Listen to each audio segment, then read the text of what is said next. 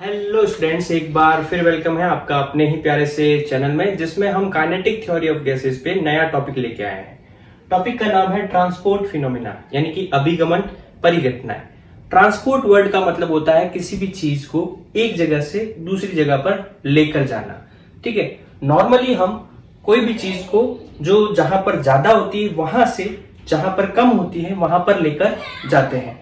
जैसे बीकानेर में जो है भुजिया, नमकीन, मिठाई जो है क्वांटिटी में ज्यादा होते हैं। ठीक है, ऑस्ट्रेलिया की बात करें तो वहां पर ये कुछ चीजें मिलती नहीं है।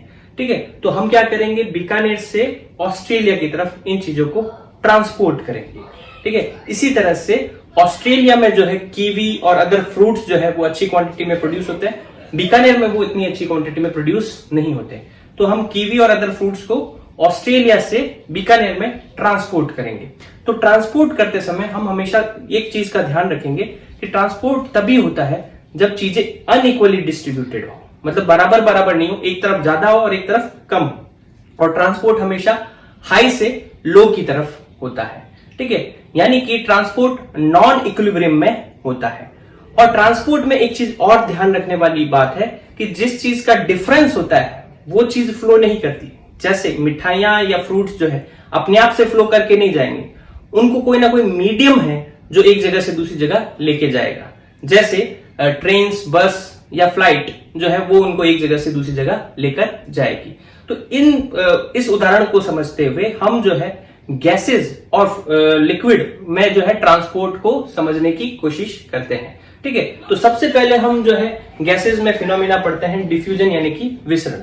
मान लो आपके पास में एक बॉक्स है जिसमें एक पार्टीशन कर रखा है, एक दीवार बना रखी है। दीवार के इस तरफ जो है एक तरह के मॉलिक्यूल्स है, जैसे कि मान लो हीलियम है, और दूसरी तरफ जो है वो नियॉन है। ठीक है, अब हम क्या करें कि यहां पर जो है एक छोटा सा होल कर दें। तो यहां पर क्या है, हीलियम की कॉन्सेंट्रेशन ज्यादा है और यहाँ हीलियम की कॉन्सेंट्रेशन कम है, और यहाँ नियॉन की कॉन्सेंट्रेशन ज्यादा है या नियॉन की कॉन्सेंट्रेशन कम है। तो थोड़ी देर बाद में क्या होगा, हीलियम के मॉलिक्यूल्स मूव करते हुए इधर आएंगे और नियॉन के मॉलिक्यूल मूव करते हुए उधर जाएंगे। तो डिफ्यूजन का मतलब क्या होता है, डिफ्यूजन का मतलब होता है कॉन्सेंट्रेशन के डिफरेंस की वजह से मॉलिक्यूल जो है हाई कॉन्सेंट्रेशन से लो कॉन्सेंट्रेशन की तरफ फ्लो करते हैं, उसे हम डिफ्यूजन कहते हैं। ठीक है, तो डिफ्यूजन में डिफरेंस किसका होता है, कॉन्सेंट्रेशन का, और फ्लो यानी कि ट्रांसपोर्ट कौन करते हैं, मॉलिक्यूल करते हैं। मॉलिक्यूल इस कॉन्सेंट्रेशन को बराबर करने की कोशिश करते हैं फ्लो करते हुए। ठीक है, तो ये था डिफ्यूजन। अब देखो डिफ्यूजन जो है उसका आप डे टू डे लाइफ में क्या एग्जांपल देखते हैं, जैसे आपने इत्र की शीशी खोली, ठीक है, और पूरी खुशबू जो है कमरे में फैल गई, ये किसका एग्जांपल है, डिफ्यूजन का एग्जांपल है। ठीक है, अब नेक्स्ट एग्जांपल हम देखते हैं। नेक्स्ट एग्जांपल है हीट कंडक्शन, उष्मीय चालन। देखो हीट कंडक्शन क्या होता है, गैसेज और लिक्विड जो होती है वो डिफरेंट लेयर से मिलकर बनी मान सकते हैं। जैसे ताश की एक गड्डी होती है, ताश में अलग अलग लेयर बनी हुई होती है, गड्डी की अलग अलग पत्ते होते हैं, वैसे ही जो है गैसेज और लिक्विड में अलग अलग लेयर मानी जा सकती है। अब मान लो अगर इन लेयर्स का टेम्परेचर अगर अलग अलग है, ठीक है, ऊपर वाली लेयर का टेम्परेचर T1 है, फिर T2, फिर T3, फिर T4, मतलब जैसे जैसे हम नीचे जा रहे हैं टेम्परेचर डिक्रीज होता जा रहा है। ठीक है, तो टेम्परेचर में यहाँ अनइक्वलिटी आ गई, तो क्या होगा, एक क्वांटिटी फ्लो होकर इसको इक्वल करने की कोशिश करेगी। तो टेम्परेचर को इक्वल कौन कर सकता है, टेम्परेचर को चेंज कौन करता है, जब हम किसी ऑब्जेक्ट को हीट देते हैं या लेते हैं तब उसका टेम्परेचर चेंज होता है। तो यहां से जो है हाई टेम्परेचर से लो टेम्परेचर की तरफ क्या फ्लो होगा, हीट फ्लो होने लग जाएगी। ठीक है, तो हीट कंडक्शन को हम कह सकते हैं कि हाई टेम्परेचर से लो टेम्परेचर की तरफ हीट का फ्लो ही क्या कहलाता है, हीट कंडक्शन कहलाता है। तो इस यहां पर ट्रांसपोर्ट फिनोमिना में डिफरेंस किस चीज का है, टेम्परेचर का है। लेयर्स में जो डिफरेंस है वो टेम्परेचर का है, और क्या फ्लो क्या हो रहा है, हीट फ्लो हो रही है। इसी तरह से लास्ट एग्जांपल हमारे पास जो है वो है क्या, विस्कोसिटी यानी कि शांता। देखो विस्कोसिटी यानी कि शांता का मतलब क्या होता है, यहां पर अगेन हम जो है लिक्विड और गैसेस को बहुत सारी लेयर से मिलकर बना मान सकते हैं। ठीक है, और इन लेयर की एक खास बात होती है, जब ये फ्लो करती है तो सबकी वेलोसिटी सेम नहीं होती है, किसी की वेलोसिटी ज्यादा होती है, किसी की वेलोसिटी कम होती है, सबकी वेलोसिटी सेम नहीं होती। आप देखो जो टॉप मोस्ट लेयर होती है उसकी वेलोसिटी हाईएस्ट होती है, वो बहुत तेज फ्लो करती है, और जैसे जैसे हम नीचे आते हैं लिक्विड या गैसेज में उनकी जो लेयर्स की वेलोसिटी है वो डिक्रीज होती जाती है, और जो लेयर सॉलिड के एकदम कांटेक्ट में होती है, ठोस के एकदम कांटेक्ट में होती है, उनकी स्पीड 0 होती है। इसका एक सीधा सा एग्जांपल आप देख सकते हैं कि नदी का ऊपर वाला हिस्सा जो होता है, ऊपर हिस्सा काफी तेज फ्लो होता है। जैसे जैसे आप नदी में गहराई में जाओगे वहां स्पीड जो है वो क्या होती जाती है, कम होती जाती है। इसलिए नदी के जो तल पर जो है काई जमी हुई होती है, ग्रीन कलर की काई जमी हुई होती है, क्योंकि नीचे वाली लेयर इतनी फास्ट फ्लो नहीं करती कि वो काई को अपने साथ बहाकर ले जाए, जबकि ऊपर कोई भी चीज होगी, मजबूत से मजबूत चीज जो है नदी बहाकर ले जाती है।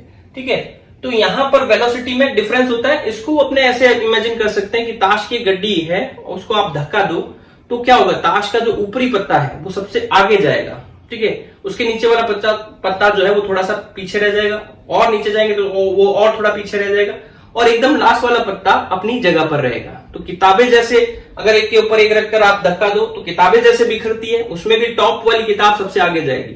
तो ठीक ऐसे ही जो है लिक्विड फ्लो करता है। तो यहां पर डिफरेंस किसका है, वेलोसिटी का है। ठीक है, और कहीं पर डिफरेंस आ जाए तो उसको इक्वल करने के लिए कोई चीज फ्लो करती है। तो यहां पर देखो, वेलोसिटी को बराबर करने के लिए हमें क्या करना पड़ेगा, वेलोसिटी को अगर चेंज करना हो तो फोर्स लगाना पड़ता है। तो ये लेयर एक दूसरे पर फोर्स लगाएगी। फोर्स लगाने का मतलब है कि वो मोमेंटम ट्रांसफर करेगी। तो ऊपर वाली लेयर का मोमेंटम ज्यादा है, नीचे वाली लेयर का मोमेंटम कम है, तो वो अपना हायर मोमेंटम इसको ट्रांसफर करेगी, ये अपने से नीचे को ट्रांसफर करेगी। ठीक है, तो इसमें ट्रांसपोर्ट क्या होता है, मोमेंटम यानी कि संवेग, और डिफरेंस किसमें, वेलोसिटी में है।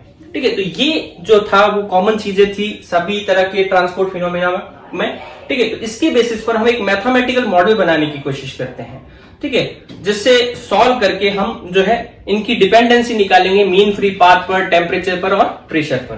तो देखो, सबसे पहले हम एक टर्म समझते हैं, ग्रेडियंट यानी कि प्रवणता। ग्रेडियंट का मतलब क्या होता है, कोई भी चीज जो चेंज हो रही है वो कितनी फास्ट चेंज हो रही है डिस्टेंस के साथ में, उसको हम ग्रेडियंट कहते हैं। ठीक है, तो rate of change in any quantity with respect to distance is called gradient. मतलब कोई भी चीज जो है दूरी के साथ कितनी तेज परिवर्तित हो रही है उसे उसकी प्रवणता कहते हैं। ठीक है, तो यहां पर इन तीनों फिनोमिना में क्या चीज चेंज हो रही है, यहां पर जो है वो कंसंट्रेशन चेंज हो रहा है, यहां पर टेम्परेचर चेंज हो रहा है, यहां पर वेलोसिटी चेंज हो रही है, तो हम इन तीनों की ग्रेडियंट निकाल सकते हैं। तो कंसंट्रेशन ग्रेडियंट क्या हो गया, dn बाय dx। अगर dx डिस्टेंस पे dn जो है कंसंट्रेशन में चेंज हो तो रेट ऑफ चेंज क्या हो जाएगा, dn बाय dx। इसी तरह से टेम्परेचर ग्रेडियंट जो है वो अगर हम dz डिस्टेंस जाते हैं, मान लो यहाँ z डिस्टेंस तक टेम्परेचर T था, z प्लस dz तक T प्लस dt हो जाता है, तो टेम्परेचर में चेंज आता है dt dz डिस्टेंस पे, तो पर यूनिट डिस्टेंस में कितना हो जाएगा, dt बाय dz। इसी तरह से हम जो है वेलोसिटी ग्रेडियंट निकाल सकते हैं। यहां पर किसी z डिस्टेंस पर वेलोसिटी v थी, अगर हम थोड़ा सा और ऊपर जाते हैं तो v प्लस dv हो जाती है, कितनी डिस्टेंस पर, z प्लस dz डिस्टेंस पर, तो dz डिस्टेंस में dv डिस्टेंस एक्स्ट्रा कवर हो गई, तो dv by dz velocity gradient हो गई। ठीक है, तो ये टर्म समझ में आ गया आपको, वेलोसिटी ग्रेडियंट। अब जो है हम देखते हैं फ्लक्स। ठीक है, फ्लक्स का मतलब क्या होता है, कोई भी चीज, कोई भी अमाउंट जो फ्लो हो रही है, जो ट्रांसपोर्ट हो रही है, उसकी पर यूनिट टाइम और पर यूनिट एरिया में जो वैल्यू होती है उसे उसका फ्लक्स कहते हैं। मतलब एकांक क्षेत्रफल और प्रति सेकंड प्रवाहित होने वाली किसी राशि की मात्रा जो है वो उसका फ्लक्स कहलाती है। ठीक है, तो ये फ्लक्स की यहाँ डेफिनेशन नोट कर रखी। तो यहाँ क्या चीजें फ्लो कर रही है, यहाँ इस केस में कौन फ्लो कर रहे हैं, मॉलिक्यूल्स फ्लो कर रहे हैं। इस केस में कौन फ्लो कर रहा है, हीट फ्लो कर रही है। इस केस में कौन फ्लो कर रहा है, मोमेंटम फ्लो कर रहा है। तो फ्लक्स हम इन चीजों के निकाल सकते हैं।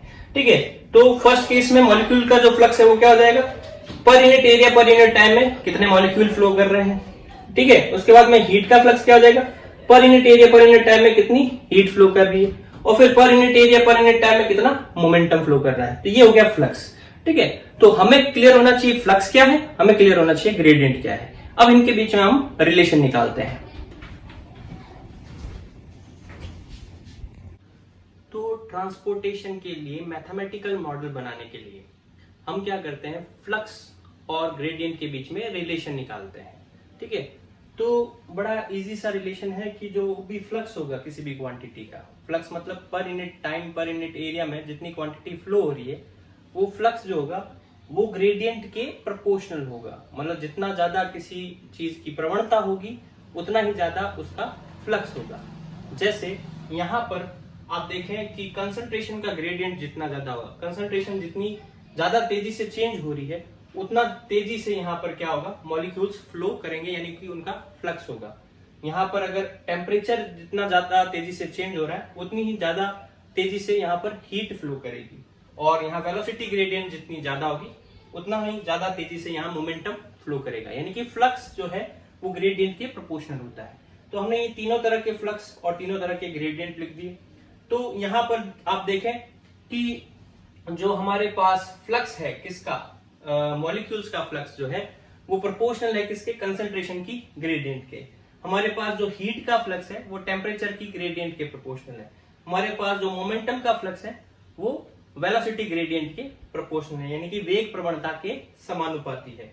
ये ताप प्रवणता के समानुपाती है, और ये जो है अणु की सांद्रता की प्रवणता के समानुपाती है। यहाँ पर अगर हम प्रोपोर्शनल का साइन हटाते हैं तो कोई कांस्टेंट आता है, ठीक है। तो यहाँ जो कांस्टेंट है उसको d लिखते हैं, तो d dn बाय dx। यहाँ jn है क्या, number of molecules phloem in per unit area per unit time, ठीक है। ये हो गया अपने पास पहला रिलेशन। दूसरा रिलेशन देखें अपने, तो यहाँ पर ये ju क्या है, heat flown in per unit area per unit time. तो यहाँ dq अपॉन a dt, एकांक क्षेत्रफल प्रति सेकंड कितनी हीट फ्लो हो रही है, वो हो गया यहाँ पर dt बाय dz, और यहाँ जो कांस्टेंट आएगा उस कांस्टेंट को हम k लिख देते हैं। तो ये a उधर चला जाएगा, तो dq बाय dt यानी पर सेकंड जो हीट फ्लो हो रही है वो किसके बराबर हो जाएगी, ka dt बाय dz, ठीक है। यानी जो हीट फ्लो होती है वो एरिया के प्रोपोर्शनल और ताप प्रवणता के समानुपाती है, यानी कि टेम्परेचर ग्रेडियंट के प्रोपोर्शनल है। के यहाँ पर क्या है, कांस्टेंट है, जिसको थर्मल कंडक्टिविटी कहते हैं, ठीक है। थर्मल कंडक्टिविटी यानी कि ऊष्मीय चालकता कहते हैं। इसी तरह से यहाँ पर आप देखें कि जेपी क्या है, मोमेंटम का फ्लक्स है, तो momentum flown in per unit area per unit time, ठीक है, dp upon a dt। Proportional का साइन हटेगा, कांस्टेंट आएगा, कांस्टेंट टर्म को हम नीटा लिख देते हैं dv बाय dz, ठीक है, dv बाय dz। a उधर चला जाएगा, a उधर जाएगा तो ये देखो क्या बन जाएगा, dp by dz sorry dp by dt equals to नीटा dv by dz into area. अब देखो dp बाय dt क्या होता है, dp बाय dt मतलब फोर्स। तो जो यहाँ पर फोर्स लग रहा है लेयर्स के बीच में, वो फोर्स हम कैसे निकाल सकते हैं, नीटा a dv बाय dz। तो आप याद करें ये फॉर्मूला जो है न्यूटन के फॉर्मूले से मिलता जुलता है, यानी कि ये फोर्स विस्कस फोर्स से मिलता जुलता है, ठीक है। तो हमें करना क्या है कि जो गैस दे रखी है उस गैस के लिए इन कांस्टेंट्स की वैल्यू निकालनी है, d, k और नीटा। क्या कॉन्सेप्ट लगाते हुए, हम उन गैस के लिए फ्लक्स कैलकुलेट करेंगे, और फिर उस फ्लक्स को जो है इस इक्वेशन के बराबर करके, इस इक्वेशन से कंपेयर करके हम एक सारे कांस्टेंट निकालेंगे। हमारी अप्रोच एक जैसी रहेगी।